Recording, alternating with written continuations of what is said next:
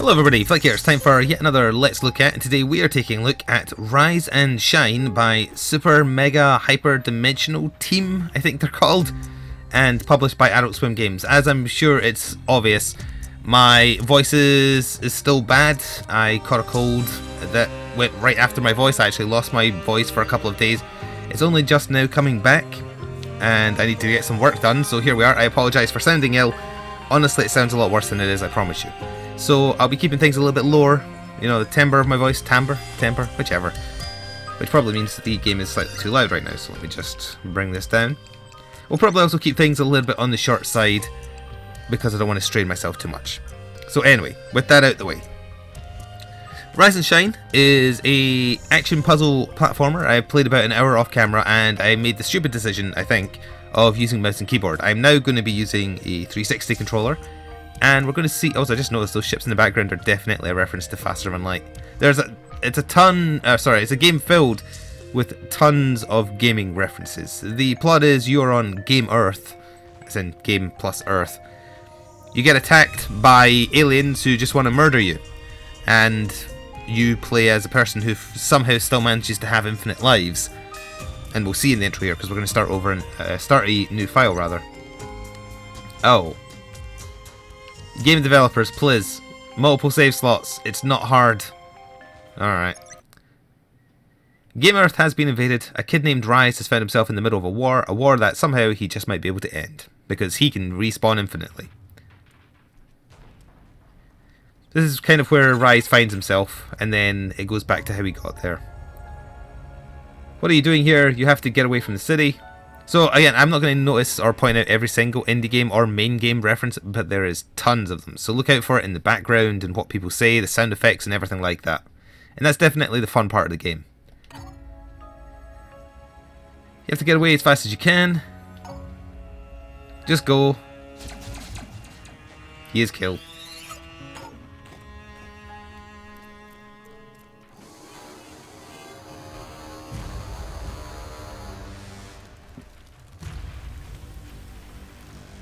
And here comes the big nasty that did it.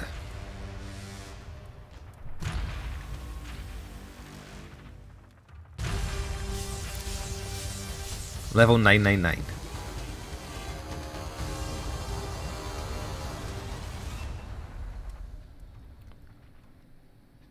So now we get to see how he managed to get himself into that mess.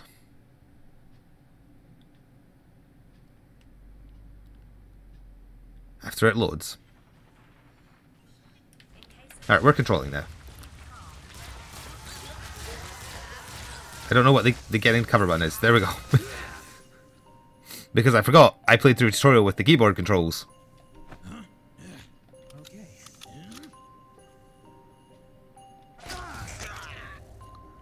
So sadly, not Link, well, let's call him Bink, I guess. Gets shot. Pardon me.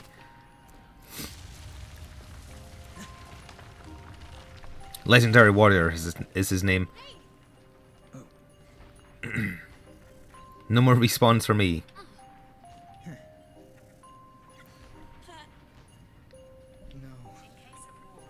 So we have to carry Shine. The art is very nice as well.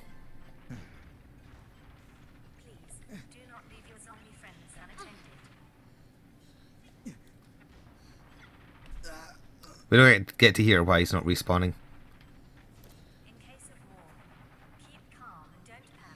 In case of war, keep calm and don't panic. Good advice. Blazinski's chainsaws, up there in the top left for instance. Part of the fun I found in playing the game is honestly just stopping and looking around and trying to spot all the references. Zelda's place, you know, Aperture Tech.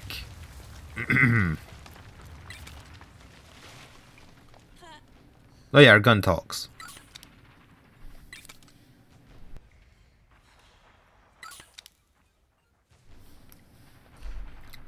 Alright, let's find out what my buttons are, because I don't remember. Can I shoot yet? Alright, we found the dash.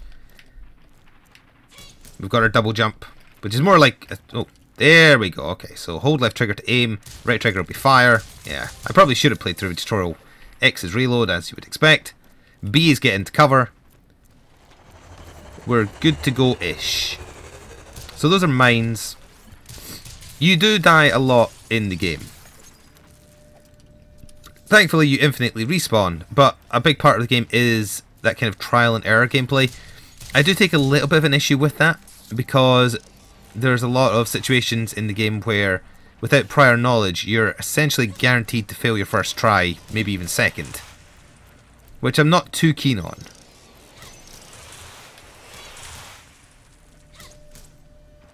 Here's our first upgrade. It's a laser sight just so we know where we're aiming. A big part of the game's puzzles are involving intricate bullet fire, which is also why I figured using a controller would be better for that, because, you know... Oh hey, look, it's that guy. Because I found that the mouse and keyboard wasn't accurate enough, and I know what you're thinking, doesn't everybody say, hey, mouse and keyboard is always more accurate than controllers? In a 3D environment that is true, in a 2D one not so much. Cover does get destroyed eventually as well. I'll just wait over here. I thought I found what the dash was. Now, oh, there we go, it's Y. Okay. Sometimes you don't want to get into cover, and you can shoot their bullets out. Oops. You can shoot their bullets out there as well. Pardon me. I apologise for all the coughing.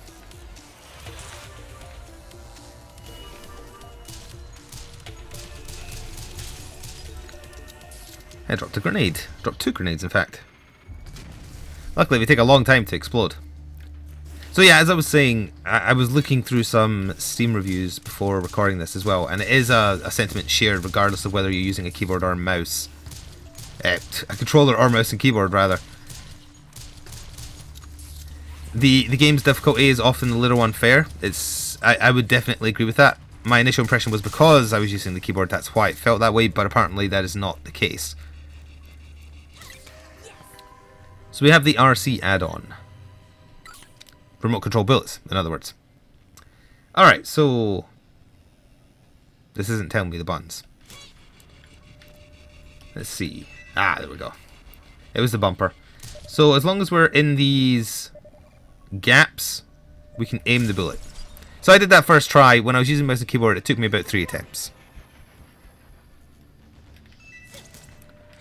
The special bullet types you get are usually really only used for taking out puzzles, more so than enemies. There is certain enemy types.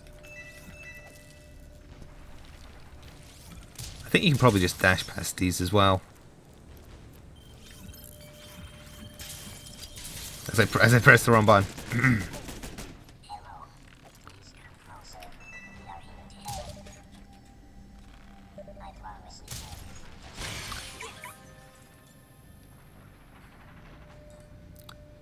Carico Village. Is that another Zelda reference? I recognise the village name, but I can't remember why.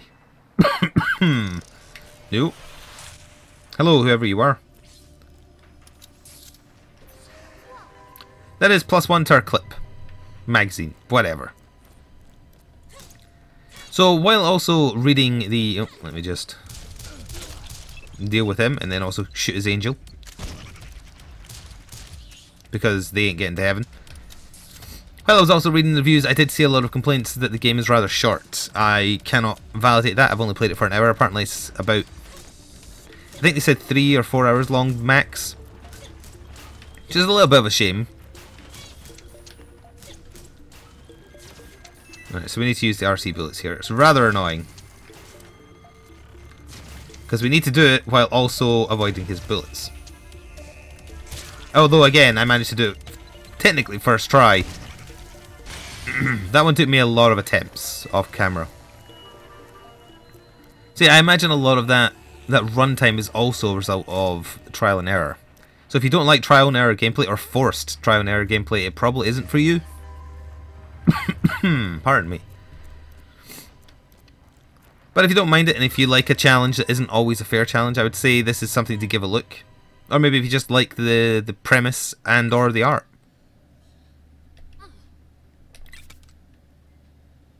So this is our other bullet type. It does more damage to robots. Oh, I do apologize.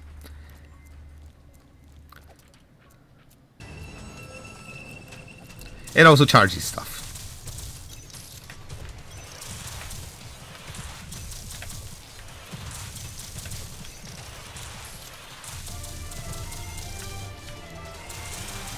It's going to take a while.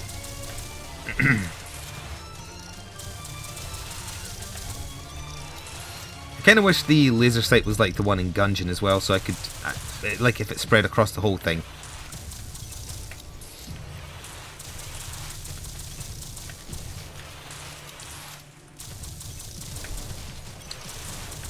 Come on.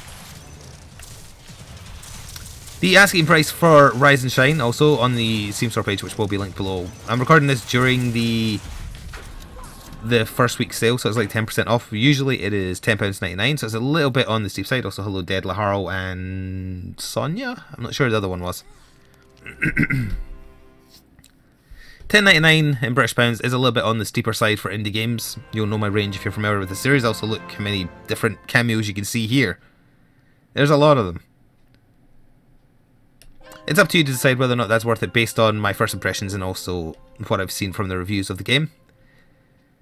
So this is our mother. And this is her father, Marcus Phoenix. And the Master Wizard is going to tell us to take our gun to the king. The king being Fario, who's married to Princess Feach and has a castle full of mushrooms. You know, legally distinct from anything copywritten by notoriously litigious companies. So the Mega Badass is going to bodyguard us to the castle of Fario. Hello, Solid Snake. I mean, Fallen Fake.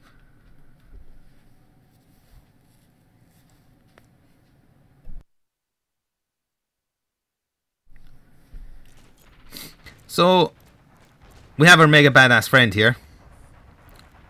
Let's see how he does. Cheats. In-apps. I don't think anyone's going to miss the in-app purchase getting destroyed. Yes. Mega Atomic Laser Attack.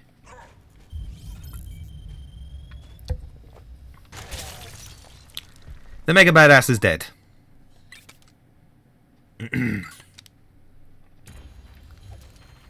Oh, good for him.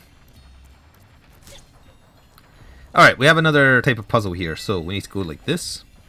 This is the first one where I really struggled for a little... Oh, there's a wall there. Where I really struggled for a little while. And I'm actually not finding it much easier with the controller. Alright, there's the first part done. It's so sensitive. Oh, actually that was a bit easier than when I was trying to do it off camera. It definitely didn't take me as many attempts, let's put it that way.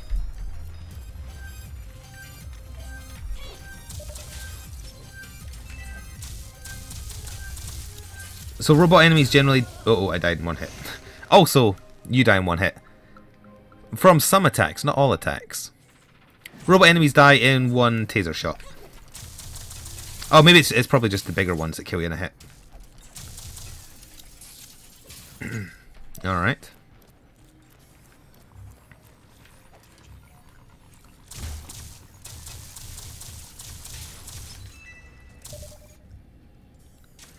Ah, you need to use the normal bullets.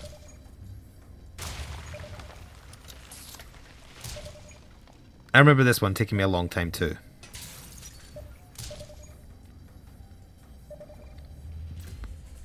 Yep. Oh, so close. Almost did it. I guess the thing you have to remember when you're firing the bullet is just treat it like you're controlling a little spaceship. Not necessarily a bullet. You can go back on yourself and not lose momentum. Alright, I am doing these a lot easier with the controller, but I am also not doing them for the first time, so maybe that has something else to do with it. Gee, I wonder what this is a reference to. Or these.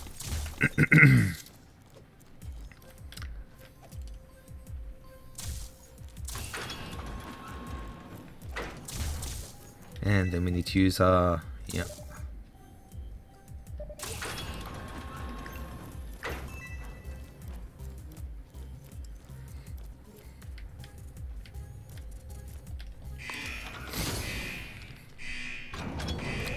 We're coming up on the boss that we started at the beginning of the game. I'll take a honest shot at it. I think I did it my third try off camera. We've also got like a mini boss here, which took me more attempts than I'm willing to admit, because it didn't work out how the hell you're supposed to kill it. You're supposed to jump on it. So of course I do it first try on camera. But for the life of me, I did not even think of, hey, just jump on the damn thing.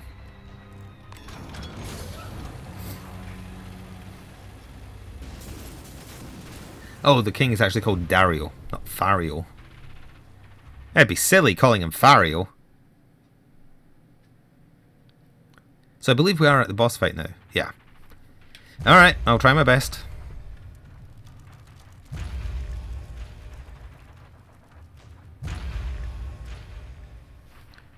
He's a big one.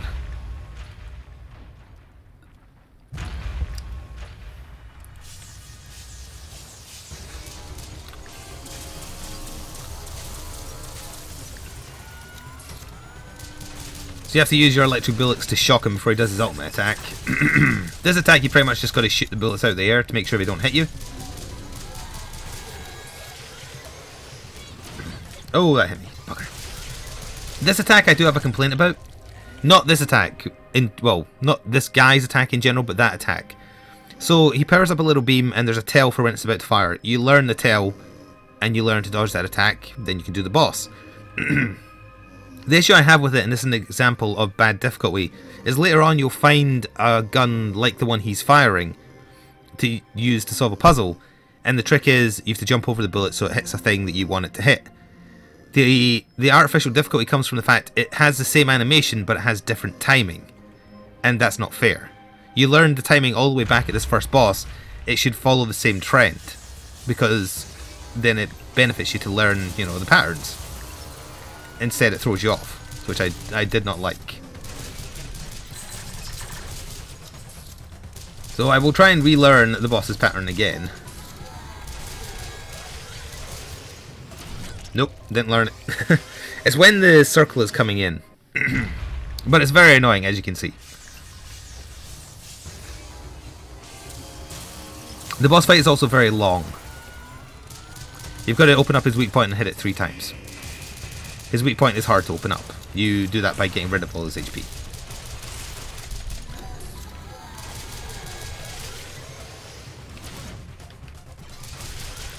It's like right when the circle is about to finish completing. But that gun, you notice later on, it doesn't do that timing.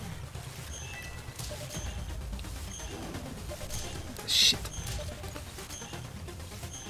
Ah! There we go. And that's 1. Everybody gets 1.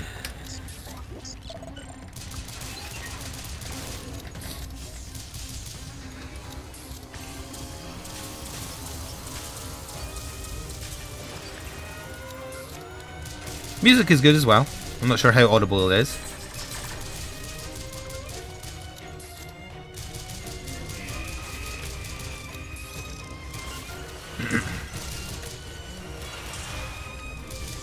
You also can't jump and fire at the same time because you use the gun to the jump.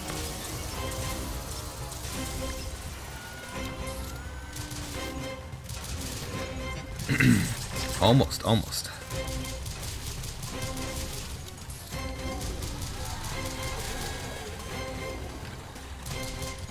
Oh, we got it.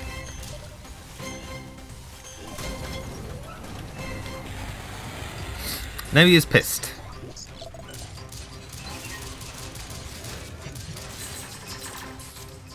Oh yeah, his attacks are generally faster now as well.